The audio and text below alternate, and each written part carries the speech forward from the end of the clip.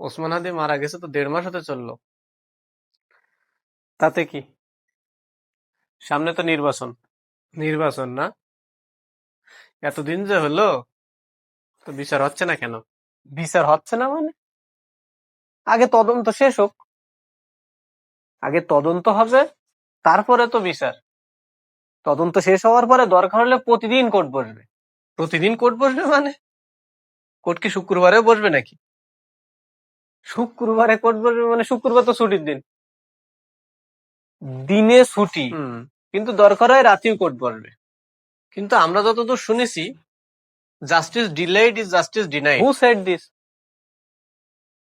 এইসব কথা কে শেখায়?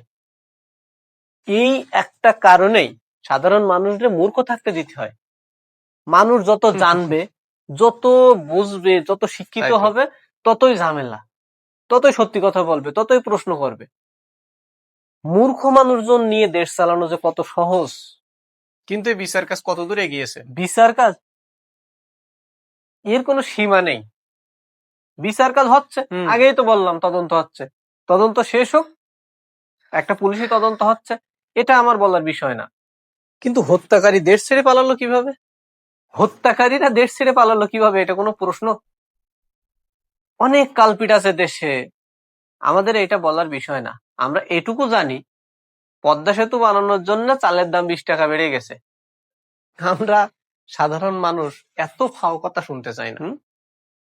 আমরা চাই যে হাদি হত্যার বিচার। হ্যাঁ হ্যাঁ, বিচার আমরাও চাই, বিচার সবাই চাই। বিচার তো অবশ্যই হবে। ফেসবুক পোস্ট, ফেসবুকে বিচার চেয়ে আইন মন্ত্রণালয় অবশ্যই পোস্ট দেবে, #জাস্টিস ফর হাদি। আমরা সবাই চাই, আমরা সবাই ফেসবুকে বিচার চাই।